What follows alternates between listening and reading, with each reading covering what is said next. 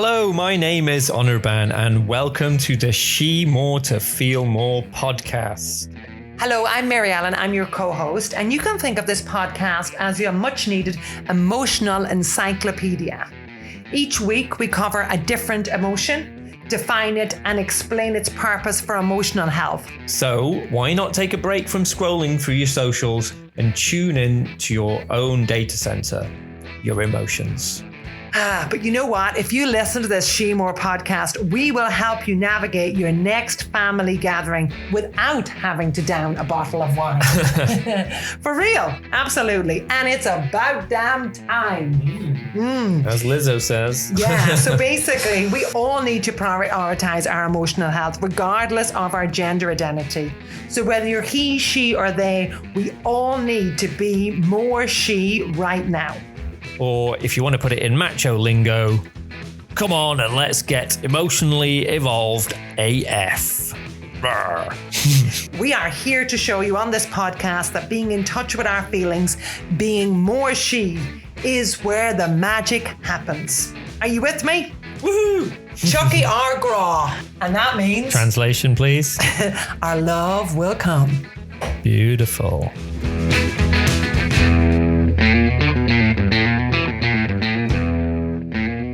So today I am feeling very hopeful. Why is that, Anirban? Why, you ask? Well, we have just come back from the Happy Place Festival in Chiswick, just down the road from where we live. And it was amazing. It was really inspiring. It was a great place to bring our 10-year-old daughter. First time we've really brought her to a festival where we felt that, you know, she could be inspired by what was there. We brought her to a festival before in Brixton. It just was the wrong vibes, Remember, we had to wasn't it? leave early because she just couldn't cope. Yeah, it was just not the right vibes. Yeah, No. Positive vibes. Positive vibes is what we wanted, and we definitely got that yesterday. It was great. There was, interestingly, no smoking and no drinking. So that, again, just led to a certain type of vibe that what didn't have to revolve around alcohol, say. Absolutely. We had a great day, really. It was fabulous. Met some amazing people. And I guess it's our kind of people. And I suppose...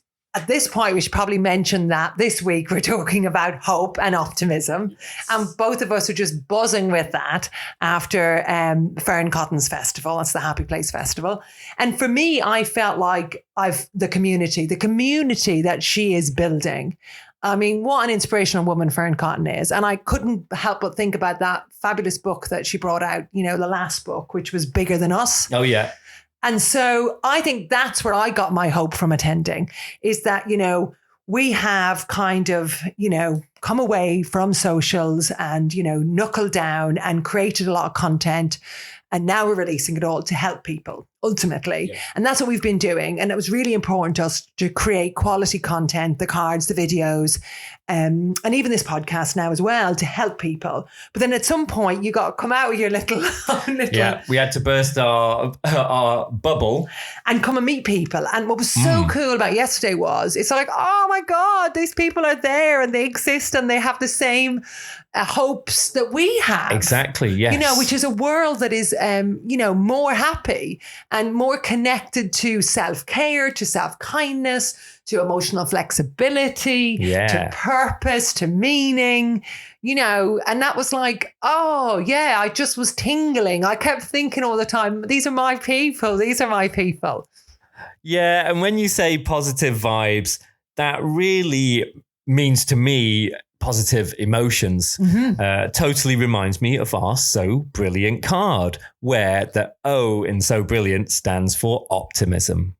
Absolutely. And you know, that's what we're working our way through on this podcast. We're working our way through, I feel so brilliant. And then, you know, I feel grey skies. And one is, you know, what is traditionally known as positive emotions, and one is negative emotions. Yeah. But on this podcast, we are welcoming all emotions in. We're welcoming the grey skies as well as the so brilliant. Yeah, much like in real life. Yesterday was totally, you know, grey skies 1 minute, sunshine the next. That's it. That's a reality. This is based on the positive psychology research from Barbara Fredrickson, and we've mentioned her before. Yeah. So she was the one who, in 2013, who came up with this idea after research of there being 10 big positive emotions. And before this, people hadn't really studied positive emotions. And her work has really been groundbreaking because now we understand the importance of positive emotions. And they're not nothing at all. They're actually essential to our well-being. Right. Because when you're feeling a positive emotion like hope, you're just more optimistic. You see things differently, right? Yeah, but you're going to see more connections. Exactly. You're going to see more opportunities. We're back to the broaden and build theory. So you are broadening your horizons and you're building connections and interconnections. And you'll notice all these things that connect. When you're in a state of being down or feeling negative, right? Yeah. You're going to close in on yourself. Like literally, as I'm saying this, my arms are going up in the air and I'm closing myself down. The total opposite happens with positive emotions. We're reaching out and like, oh, he's connected to him and I know her over there. And then this happens and this happens. Yeah, you can see all the possibilities that are available to you. It's brilliant. I mean, I'm kind of back to the idea of, bigger than us. Yeah. And that is Fearn Cotton. And that is really, to me, how we're all interconnected. And so we need to reach towards more hope. Yes, more optimism. Yes, more hopeful that good things will happen. Because it's self-fulfilling. So Brené Brown says, we need hope like we need air. Yeah, that's just beautiful, isn't it? And I chime in here with, if I'm feeling hope, I believe good things will happen. I have optimistic expectations for myself and for the world. I believe in the best possible future. So therefore, I plan ahead. And this is interesting because if you have a goal or a plan, you ultimately believe that something's good is going to happen. Yeah. You believe it's achievable. You have an end goal in sight, right? And people say, people who write goals do more things. Yeah. But if you're going to write down, 3 things I want to happen this week, and you write them down, straight away, you're kickstarting a belief system that says, I'm writing down these goals because I believe, I'm hopeful, I'm optimistic that I can make them become reality. Yeah. So yes, interestingly, Brené Brown's book, Atlas of the Heart, also describes hope as being a function of struggle. She says, we develop hope not during the easy or comfortable times, but through adversity and discomfort. Yeah, it's ultimately built through resilience. Yeah. Isn't that great to say? Yeah. It is. And I think it's this idea that, you're hopeful because everything's gone right for you and you're really so lucky. Yeah. And I think it's actually the total opposite to be true. That's right. It's actually you've had enough grit to get through the crappy stuff when the SH1T has hit the fan and you've come through and you know that you've come through. You've picked yourself up off the floor and you survived. Yeah. And that's what actually makes you feel hopeful. Yeah. You've got a different end goal in mind. As we just mentioned, you can achieve it. And this is brilliant because this ties us into the other big piece of research, which is the amazing Martin Seligman and his book, bestseller, Learned Optimism. And then the kids one as well, The Optimistic Child. Yeah. Highly recommend them. And so ultimately the secret is in the title there, Learned Optimism. Yeah, you can learn it. It's again a skill you can learn. And I think that is really revolutionary, actually. And there's probably people listening to this who think, no, I'm a pessimist. Yeah, glass half empty all the time. I can't change. This is me naturally. And the good news is that that's actually not true. You can absolutely change. Now, of course, it takes practice. We're back to our whole concept of sticky, sweet, repeat. You will not become an optimist overnight. You will not become an optimist because you'd said, I'd quite like to be an optimist. No. It takes practice. Practice. Written a whole book on it. And we can come back, towards the end of the podcast a little bit more into some of our practices and tools that could help you to do that. Yeah. But I'm very conscious of how Anirban is dying to tell us his feelings. As we get further along in this podcast journey, Anirban has turned from being quite reticent about sharing how he feels to being chomping at the bit to go, is it time for my story yet? Yeah. And it's so cool, right? So I do. I'm enjoying this. Yes, absolutely. So story about hope for me. Let's rewind. We always start with a childhood story to see where it all comes from. And A great one to tell here is I guess it comes from my love of skateboarding. And to give you the context here, I think my real inspiration, I think I mentioned this before, but basically Back to the Future, the movie, totally inspired me. I basically wanted to be able to skateboard. I wanted to be able to play guitar. I basically wanted to be Marty McFly. But the skateboarding was a big one. And when I was 11, I remember we'd moved house to Rochdale, and it must have been like a birthday present. And I got a skateboard, and I think it was bought from a supermarket because there weren't skate shops back in, 1988. And I think it was literally from like Asda or somewhere. And it was a bog standard skateboard. It had like big, hard, chunky plastic wheels. It was like what you'd call a ramp board back then, with finger grips and a scratch plate. Oh, so I'm totally visualizing you now because your birthday's March. Yep. So it's obviously rainy Rochdale in March. Oh, yeah. And obviously you're out in those lovely conditions. Yeah, I actually remember skating through puddles. Obviously, I was catching a break in between rain showers, as is the way in Rochdale. Yeah. And really, I was just learning to ride, which is just skating in a straight line, but then B, practicing tricks I may have seen. And I didn't know many tricks back then. It was literally, what does Marty McFly do in the movie? He does a flick grab where he kicks up the board and he catches it in his hand. I practiced that. It's not easy.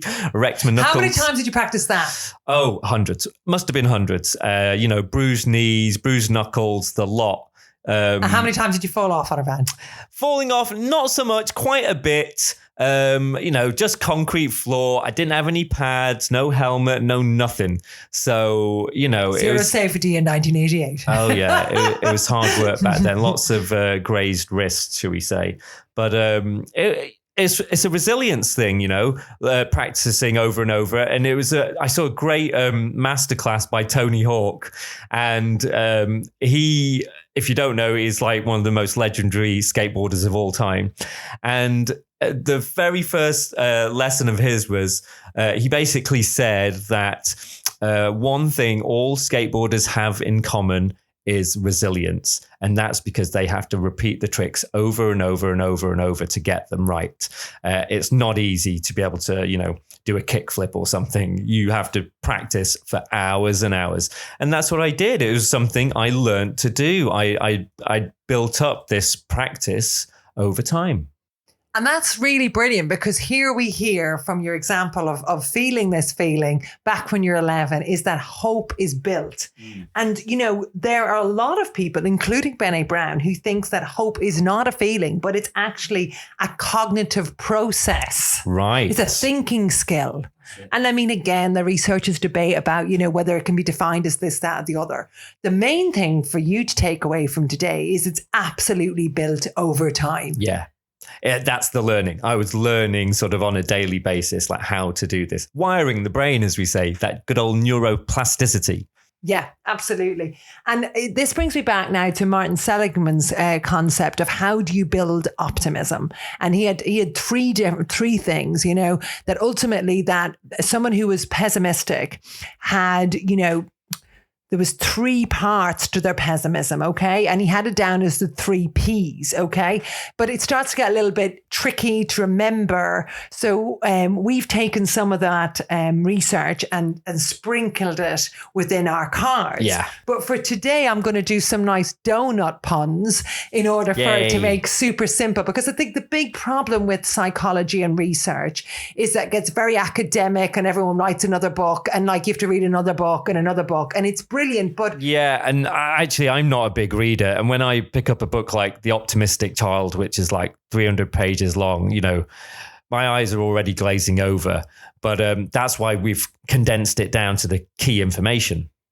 And so really learned optimism is about training yourself to kind of dispute your own thoughts, really. So we all have this self-thoughts, and like self-talk and the voice in your head, really, ultimately. And so a pessimistic person goes down a certain pathway in their mind, a bit like Alice down the rabbit hole. Oh, yeah. And I mean, within our habits cards, we call this thinking traps, okay? And you try to catch them, okay, before you've gone down the rabbit hole.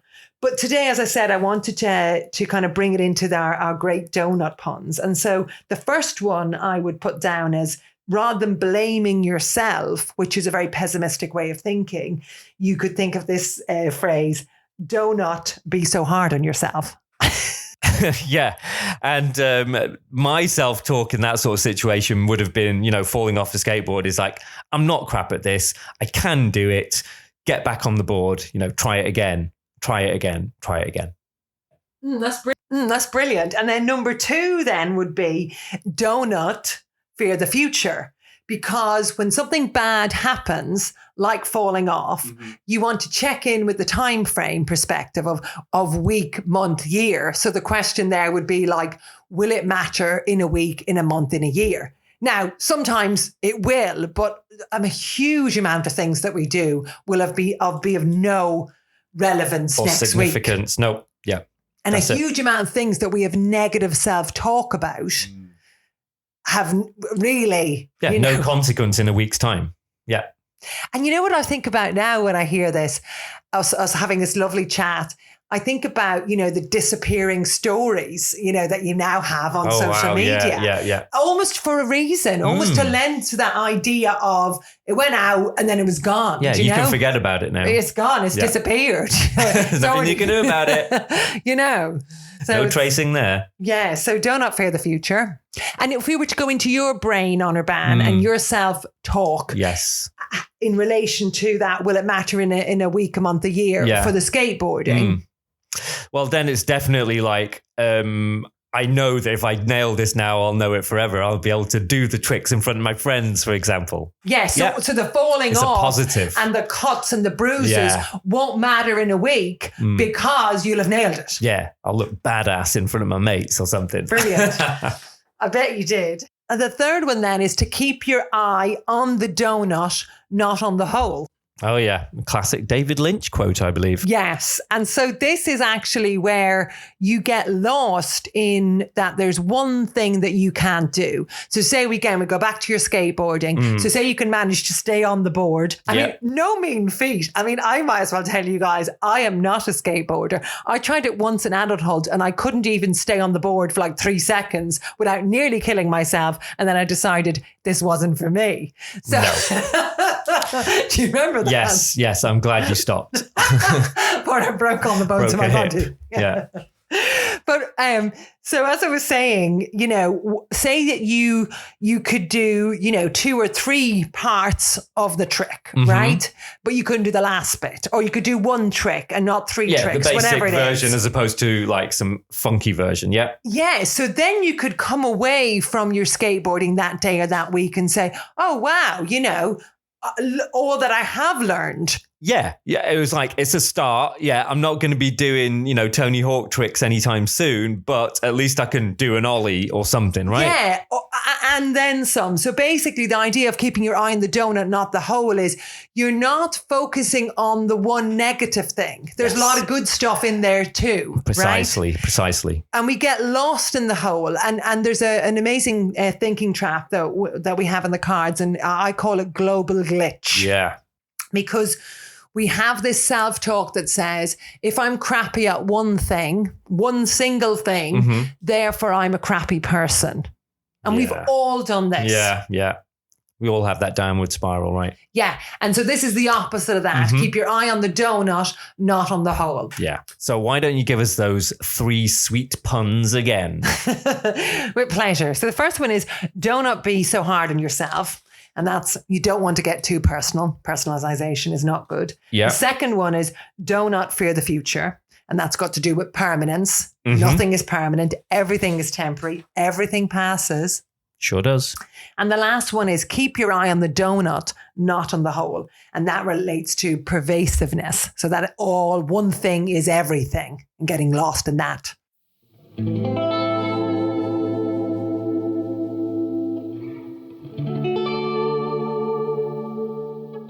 Yeah, and I'm remembering that there is a link between optimism and goal setting. Absolutely. Goal setting oozes hope. When you map out your journey, you show you believe in your positive future, right? Oh, yeah. And like when I first trained, probably like, I don't know, 11, 12 years ago in coaching, all of coaching was about goal setting. The very, very famous GROW model, GROW. Yeah. And so, you know, one of the reasons I loved coaching, for me, I'm very future orientated. You know, I've got a lot of energy, as you know, I'm the positive push. And so for me, the whole idea that if you set a goal, you will achieve it. I mean, so much written about this at this point. Yeah. And basically, we have a card called Clever, which is an expansion of the GROW model. So, Anirban, let's talk more about your feelings. I'm going to ask you the question of what are you feeling hopeful about right now? Okay. I am feeling hopeful that our daughter has now got a voice. She can be vocal. She can say no to people. We can reference last week's episode to learn more about that. So you're hopeful about her development. Exactly, yeah. And how she can navigate the challenges that she faces today. Is that because you think that she's quite emotionally flexible? Definitely. She has been practicing. She's using our cards, right? And yeah, she does it every day. That's why she's getting better at it. Yeah, it was quite cool there, the way she's taken the cards into her bedroom and she's got like 3 or 4 of them under her pillow and that she uses all the time. So that's one thing. Anything else you're feeling hopeful about? Yes, I guess I also have hope that, I feel hopeful that men can be more emotionally flexible. I mean, I do too. That's the whole purpose for, you know, she more to feel more. However, I'm going to ask you, you're feeling hopeful about men and feelings. Yes. Despite the huge gender disparity at the Happy Place Festival. Oh, right. Yes. Oh, wow. I was really surprised by that. Yeah, basically, there was hardly any men. I would say maybe less than 1%. Literally, you know, less than 1 in 100 people there were men. And I was really surprised because it wasn't like it was a women's only festival. There were definitely products and talks and podcasts being recorded there, which were totally accessible for men, but just weren't that many. There was men interviewed. So like there was men on the panels, there was men talking, you know. It was totally inclusive, the way we are here trying to be totally inclusive. Let's come together. But the actual audience. Yes, the customers, the people who came as festival goers, was the vast majority was women. And I was really shocked at that. But you still feel hopeful that men that can become more emotionally flexible. Yeah. I don't see any reason why, you know, men like me can't go to something like that. I honestly didn't get why. Well, I guess that's why I married and went into business with an optimist. Do you remember when we first met? Yes. One of the things I said was I wanted somebody who woke up in the morning and said yes. Oh, yes. That was in your profile. Oh, yeah, because we met online. Your dating profile, yeah. Yeah. Do you remember that? I sure do. Yeah, because also hope is a strength. Yeah. Like a character strength. That's right. One of the 24 defined character strengths. And I score really highly. As do I. It's been one of my top character strengths for many, many years, actually. Yeah. And so we just top it up through the practices. So I guess if you're listening right now, you might be wondering about that test. We'll actually put it in the notes. Yeah, we'll put a link down in the bottom. Yeah. You can do a strengths test. Do a survey, your kids can do it. Yeah. And it's really, really interesting to see where you come in. It identifies, at the end of it, you get a little PDF with identifies your top strengths. It's brilliant to go through, especially with your partner or with your kids. And I feel like it's useful to know, is hope in your top 10 or is it down the bottom? Either way, you can top things up, obviously. Yeah. You know, like we said, pessimism or optimistic naturally. Yeah, and it naturally might not be one of your top strengths. So then there's kind of work to be done almost. All the more reason. Yes. Yeah. Because my family say this to me too. I'm a very optimistic person. Right, there you go. But I do think, you know, we're back to the age-old psychology question of nature, nurture. I always believe it's both. So, right, I might have been born, you know, character-wise, having a lot of hope. But I have definitely built it through resilience. And anyone who's gone through a hard time or who's going through a hard time right now out there, you are building your resilience. Yeah. You know, you are falling off your skateboard, whatever the skateboard of life is for you. Whatever the analogy is. Whatever it is for you, and you're getting back up again. Our daughter is reading a really good book at the moment called Fall Off, Get Back On, Keep Going by the brilliant Claire Boulding. Cool. And it's all about that idea. Yeah. Of building hope in children. Yeah. Resilience, optimism. It's, get back up and put it in the notes. But I always say the kids' books are almost the best books to read. Yeah. So good. It's just, puts it in language we all understand.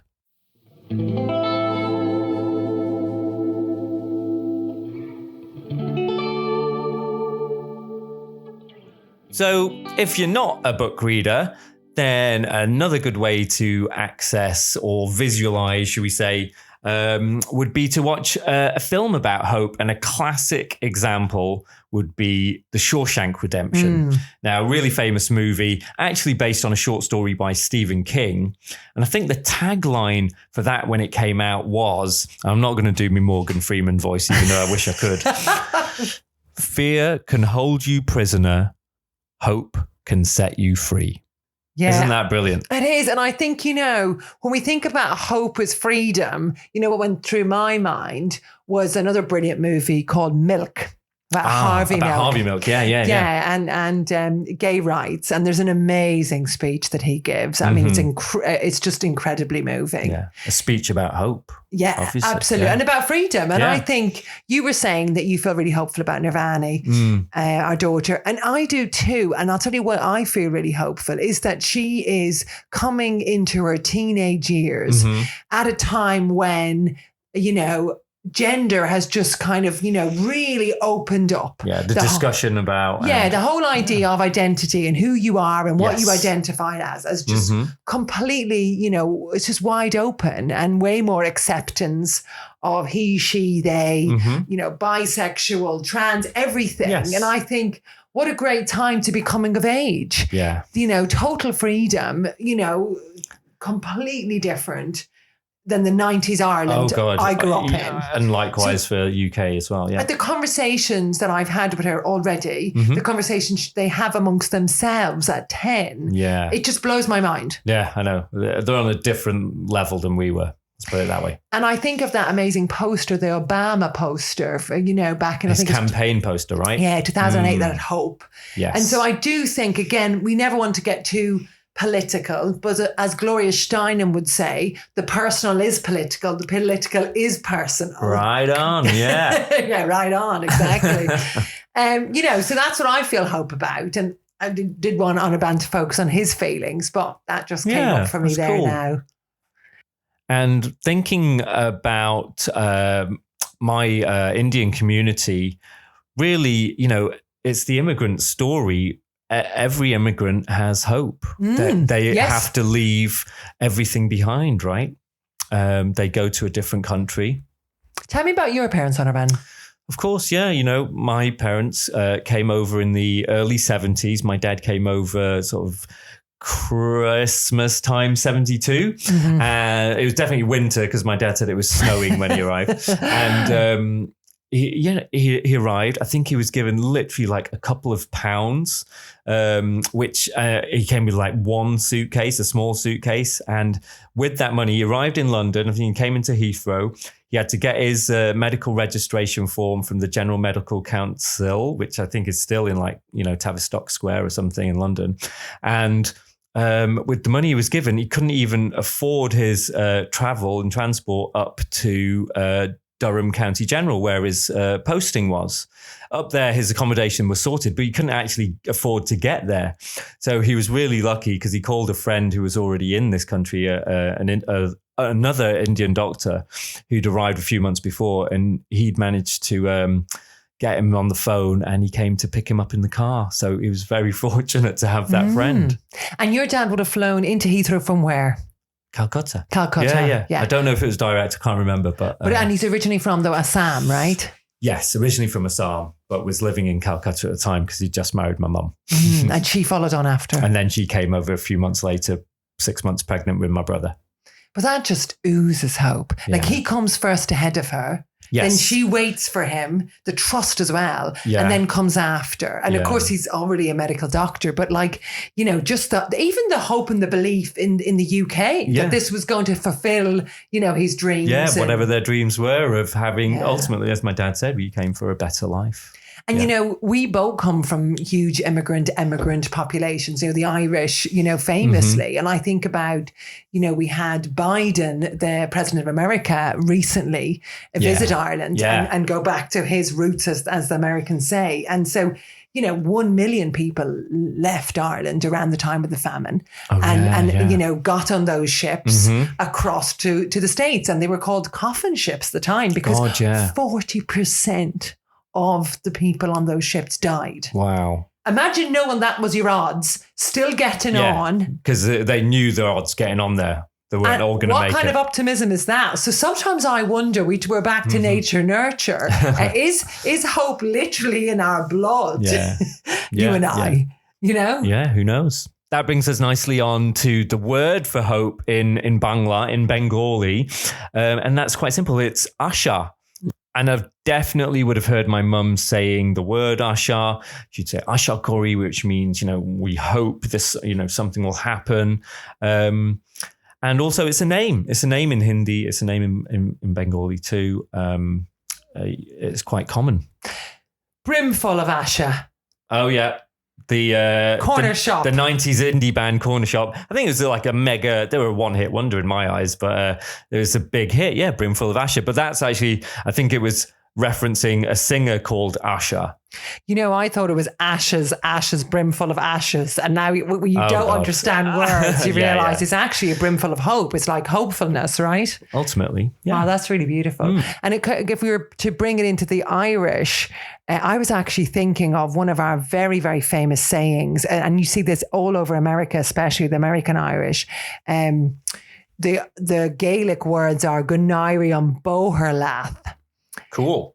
And it's part of a really long Irish blessing that basically says, may the road rise up to meet you. May the wind always be at your back. Ah, see. And, you know, where does that come from? As I was saying, you know, you're setting off on these ships. Sure. The long journey. Yeah. And the Irish word for hope is docus, so-called docus urum. Or another way of saying it actually is tasulagam go. And sulagam is like, you know, the word for eye. So you're looking into the future. Oh, nice. Yeah. You know, you have an eye on the future. You could almost say visualize, right? Yes. Yeah. Which happily relates to one of our practices, which is the visualize card. And just to run you through that real quick, it's basically to be able to visualize your dreams coming true, tuning into your inner optimist, and imagining everything goes right for you. That's a lovely practice to end today. So if you take one thing away, is to sit down and just imagine that the what if is not everything going wrong. What if everything went right? Perfect. Gunairi on Boherlath. Daka Hobe. See you soon. Slangophone.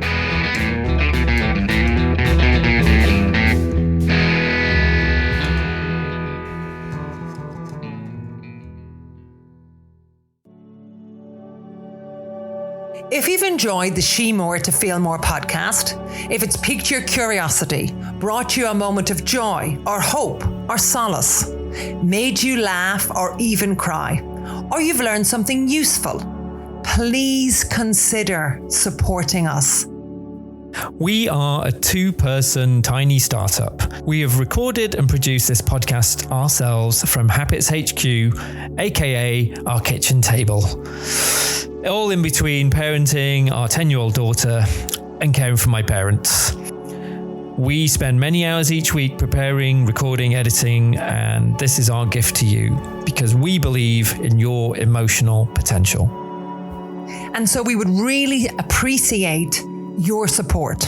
And this is so easy to do. You can just follow us or leave us a 5-star review so others can find the podcast really easily. Others just like you. Every review and every follow counts. So please go do it. We don't have a Patreon page, but instead you can help our tiny startup by purchasing our Habits cards directly from habits.com. We use many of our Habits cards throughout the podcast. We have designed them to increase your emotional flexibility and to teach you happiness skills. Or habits, as we call them. Other skills include self-kindness, relationship reciprocity, and purposeful living. To join our mission to become more emotionally flexible, please share this podcast with all the men in your life. That's your dad, your brothers, sons, neighbours, bosses, and mates. Let's stop expecting the women in our lives to do all the heavy emotional lifting. We can learn to do it too. The time is now. Let's become emotionally evolved AF. Do not fear change. Gur míle mágad. Thank you so much. Daka hobe. See you soon.